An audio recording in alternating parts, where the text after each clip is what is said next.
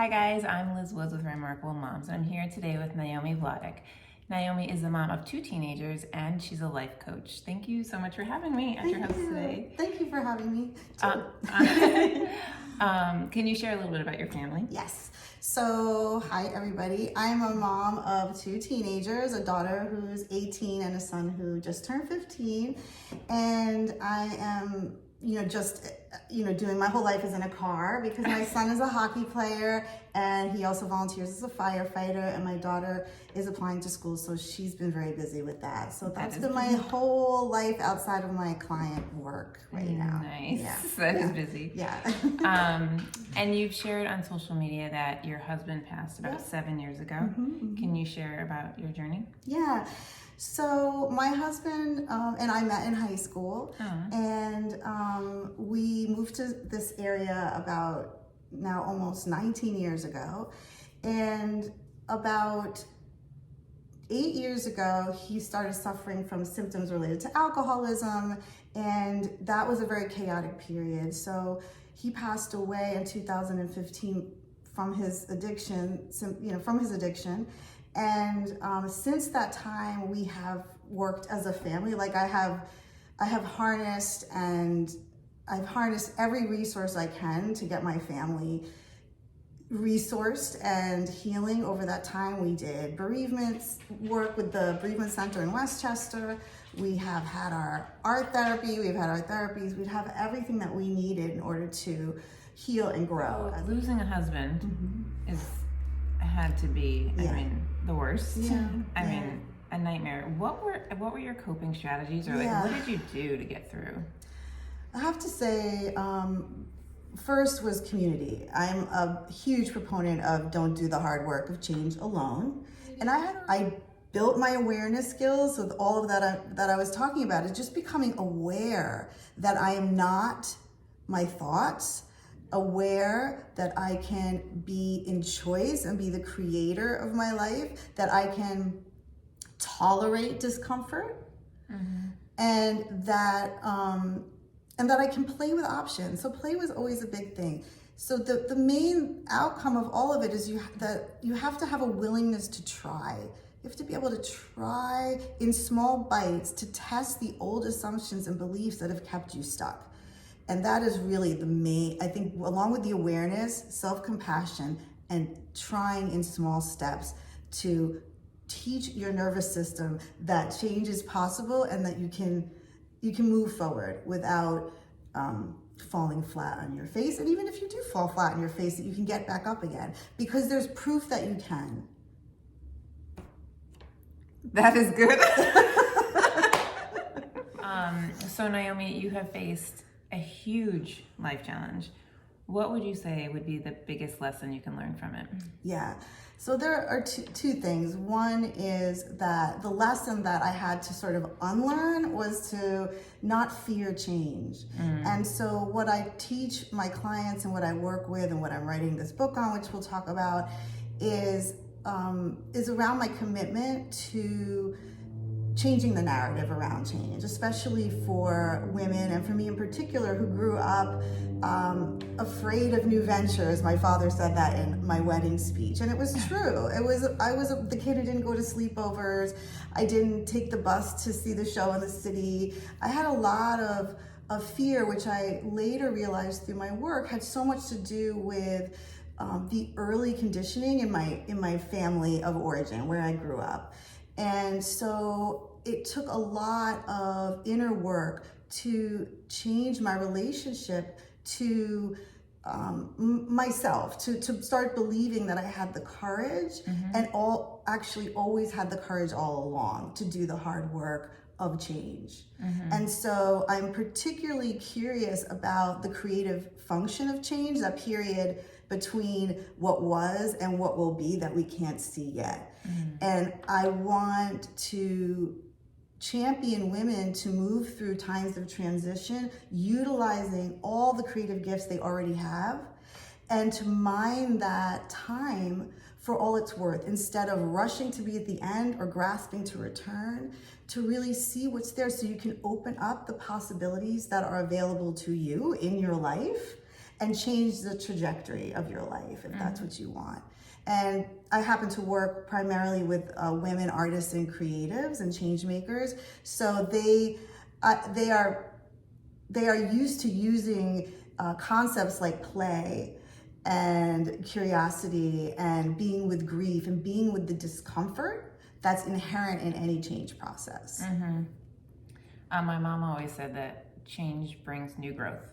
So that always has been in the packet, but it's hard to embrace it. It's hard. It's really hard because you have to feel the feelings of discomfort. And that's just part of the deal of change. Yeah, that's really so Naomi, you are a life coach. Yes. Can you share a little bit about what you do? Yes. It's my favorite thing to talk about.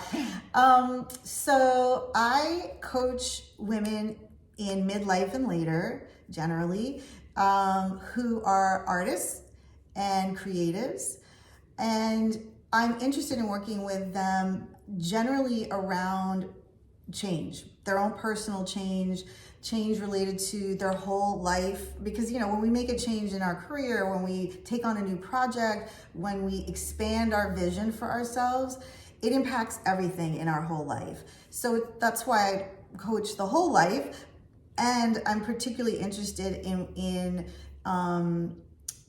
working with artists through that time period between the choice to change or the change event and where they're going. And you're writing a book?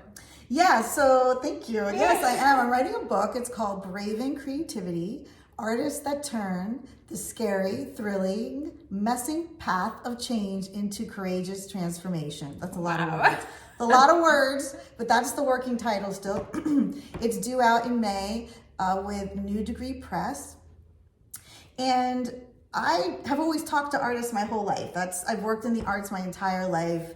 And there was a point when I was managing many younger artists. I mean, I was young at the time, but younger than me.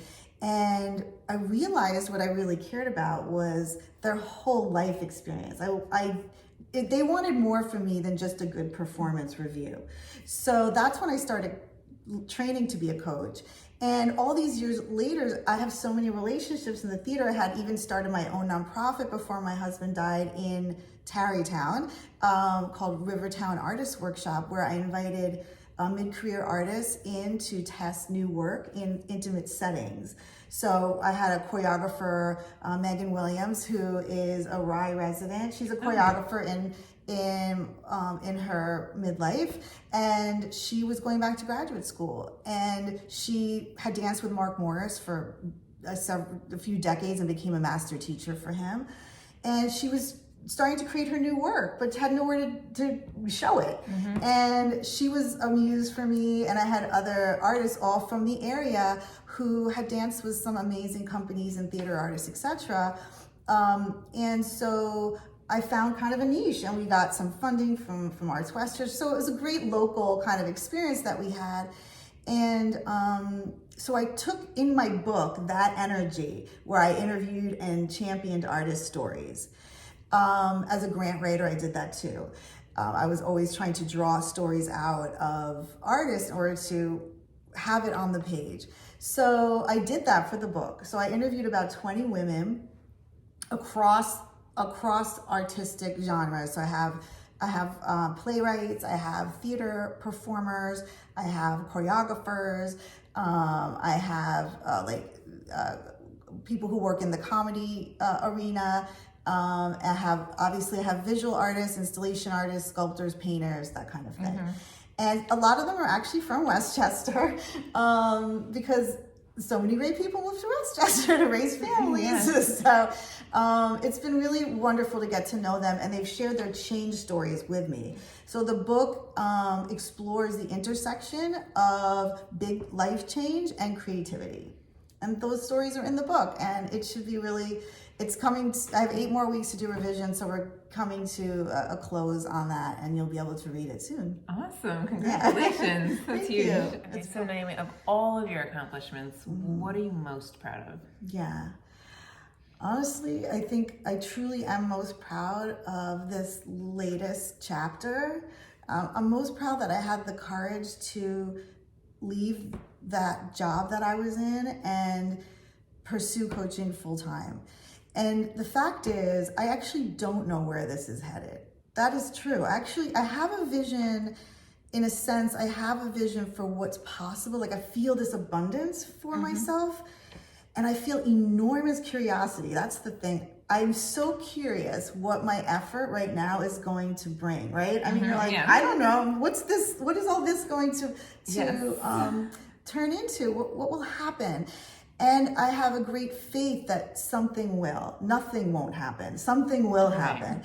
And I really want, and so I'm really proud of the fact that I can have trust in myself and a sort of faith that it's going to be okay, and that something magical will happen. So, and I can feel it. I can start to feel it, the synergistic things that start to happen. And that's just exciting for me. So I'm so proud that I have had the courage to take that step into the unknown and to really play in this space. I mean, if when I was in college, my theme song was "Don't Worry, Be Happy." People were singing that to me. I mean, I was a person who worried and who was pretty change averse. So this is just a whole new mindset. And I think that's been one of my greatest sources of pride for myself. And of course, it wouldn't be possible if my children weren't as resilient as they are. And I think that's part of what Eric's passing has really challenged us to discover about ourselves, is how resilient we are and how much love we really have. Like that's a big somatic sort of feeling space that we have, and I can feel it in my kids. There's just enormous love that exists, that we have for Eric, but we have all around us, and we take with us in our family unit and out into the world. And I'm really proud of them for that. Yeah. It's amazing. Yeah. It's amazing. Where can we find you? Are you online? Yes, I'm online. You can see me now online everywhere. You can follow me on Instagram at Creativity Matters Coaching, on LinkedIn, and on Facebook. I have Facebook groups, and I also you can join my mailing list, which is actually great because there are two ways. You can join at Creativity Matters Coaching, and you'll see a tab there with its own URL for bravingcreativity.com, which is where you can find out about the book. And you can also join my author journey, which gets you into free chapters. You'll be able to get into a portal in the near future, where you'll get unpublished chapters that for artists who aren't in this iteration of the book, and you'll get some fun freebies, and you'll get some like teaching documents and things like that. So as that builds, you'll get to come along. You'll also get to vote on the cover art, which I'll get in a couple of months, and I definitely need people to weigh in on that. So it's a collaborative journey, and I'm sort of welcoming people into the Braving Creativity movement. So we can't do this hard work alone, and I need you, and we can do this hard work together. Nice.